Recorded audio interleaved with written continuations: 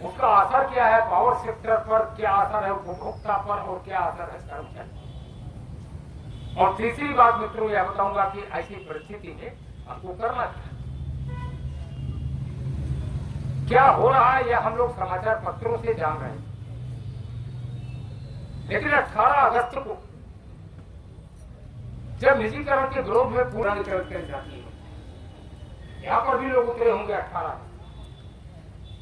तो लखनऊ में शक्ति भवन पर जब हम लोगों ने मीटिंग किया तो ये निर्णय हुआ कि अपर मुख्य सचिव ऊर्जा और चेयरमैन को मिलकर ज्ञापन दे दिया है। ज्ञापन देने के हम लोग गए, सभी संगठनों के लोग थे, कोई एक दो लोगों के सामने की बात नहीं है। समझ के कहता है 6 कान में जो बात जाती है वो पब्लिक हो जाती है, वह बात तो 50 कानों के सामने कही। तो चेयरमैन ने जो कुछ कहा, जो राज्य सरकार के प्रतिनिधि हैं अपर मुख्य सचिव ऊर्जा, वही बात आपको बता रहा हूं बिना लागत के। हमने तो ज्ञापन दिया और उनसे कहा कि यह सुना है, मामला क्या है आप बताइए, आपके मुंह से हम लोग जानना चाहते। तो उन्होंने बड़ी बेशर्मी से कहा कि ये निर्णय तो हो गया और घाटे इतने ज्यादा है, अब हमारे बस का नहीं रहा पूर्वांचल समाज, अब हमारे बस का नहीं रहा। बहुत कोशिश की, बहुत प्रयास किए, अब केवल उसका यही ना, बस बताऊं 40-45 मिनट बोले, 1-2 मिनट नहीं बोले और शांति से हमने उनको सुना। भाई प्रलाप तो बगुले का भी सुना जाता है, प्रलाप तो कौए का भी सुना जाता है, सुना जाना चाहिए ना, सबके दिल होते हैं अपने। परसों से चित्रपट छा रहा उन्हीं लोगों का प्रलाप होगा, तो उनका भी प्रलाप हम लोगों ने सुना 45 मिनट। अब संभव नहीं है, आप ये नहीं हो सकता, आप वो नहीं हो सकता। हमने पूछा हो क्या रहा, बस वो बताइए। जो निर्णय है वो मित्रों जो उन्होंने बताया, पूर्वांचल विद्युत वितरण निगम का विघटन किया जाएगा। यह सब एक कागज पर 1 मिनट में होगा, जिस दिन होगा। 3 निगमों में इसका विघटन किया जाए, गोरखपुर और बस्ती को मिला के एक नया निगम बनाया जाए, आजमगढ़ और वाराणसी को मिला के एक नया निगम बनाया जाए, और प्रयागराज और मिर्जापुर को मिला के एक नया निगम बनाया, और उसी क्षण इसकी ट्रांसफर स्कीम जारी कर दी जाए। ट्रांसफर स्कीम किसको कहते हैं? जब भी कोई निगम बनता है तो उस निगम में 2 चीजें ट्रांसफर करनी पड़ती है। एक कार्मिक ट्रांसफर किए जाते हैं पर्सनल, और दूसरी पर संपत्तियां ट्रांसफर की जाती हैं असेट। तो ट्रांसफर स्कीम भी बन रही है, उन्होंने जानकारी दी, बन रही। As is where is basis पर, एज इज वेयर इसका अर्थ है कि जो कर्मचारी जहां पोस्टेड है वह उस नए बनने वाले निगम का वहां का कर्मचारी हो जाएगा।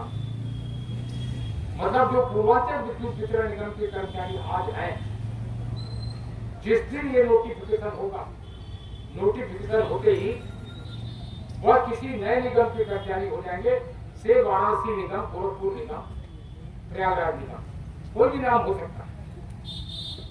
और जो संपत्तियां हैं इन क्षेत्रों, और संपत्तियों का मतलब ये दफ्तर है, कॉलोनी है, स्विच गियर है, सब स्टेशन है, लाइनें हैं, ट्रांसफार्मर हैं, बड़ी बड़ी जमीनें हैं, ये सारी संपत्तियां जो जहां हैं वो उस निगम की हो जाएगी, और पूर्वांचल विद्युत वितरण निगम का अस्तित्व उसी समय समाप्त हो।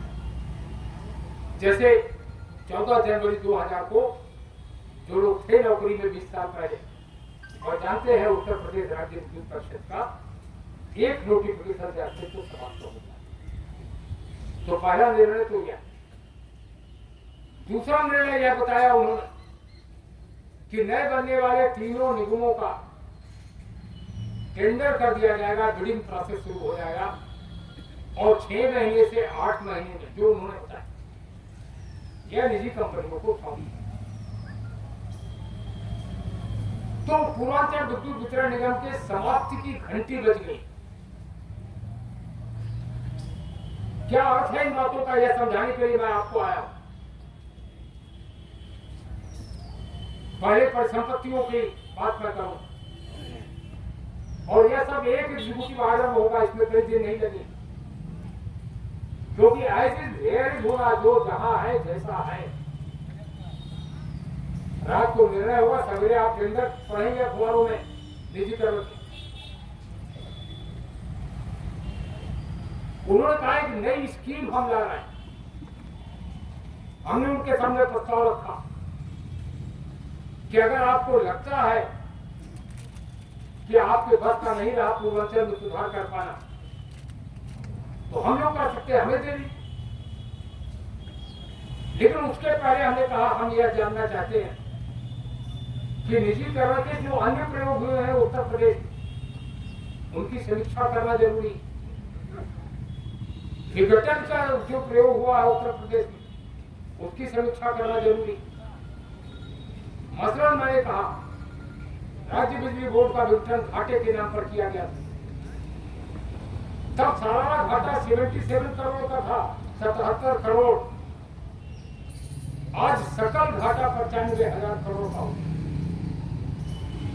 यह प्रयोग विफल हुआ कि नहीं हुआ? ये उत्तर थे, उनके पास कोई जवाब नहीं था। हम लोगों का कहना था कि एक निष्फल प्रयोग को आप क्यों दोबारा कर रहे हैं? अगर प्रयोग करना है तो कोई नई स्कीम लेके आइए। उन्होंने कहा नहीं, विघटन तो इसलिए कर रहे हैं क्योंकि छोटी छोटी कंपनियां हो जाएंगी तो बिक्री में आ जाएंगे। विघटन का कोई प्रयोग नहीं कर रहे हैं, और तो बेचने के लिए छोटे छोटे टुकड़े करके बेच देता। तो हम लोगों ने कहा चलिए दूसरी चर्चा करिए, निजीकरण की चर्चा कर लेते हैं कि निजीकरण का प्रयोग कितना सफल रहा। दिसंबर 1993 में ग्रेटर नोएडा का निजीकरण हुआ। ग्रेटर नोएडा कौन सा क्षेत्र है? 86% इंडस्ट्रियल और कमर्शियल रोड है ग्रेटर नोएडा, 86%। नगण्य है वहां पर ग्रामीण क्षेत्र का लोग, यानी मलाई है, उसको आपने निजी घराने को गोयनका को सौंप दिया।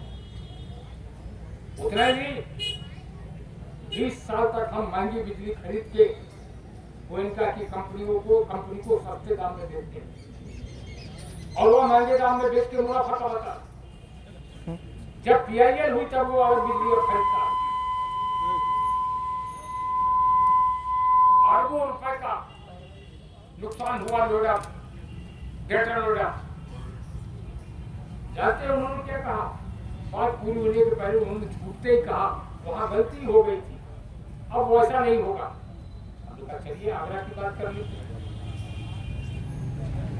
आगरा और कानपुर का एक साथ निजीकरण हुआ। कानपुर टोरेंट कंपनी को हैंडओवर नहीं हुआ, आगरा हुआ। कानपुर एक बढ़ता हुआ।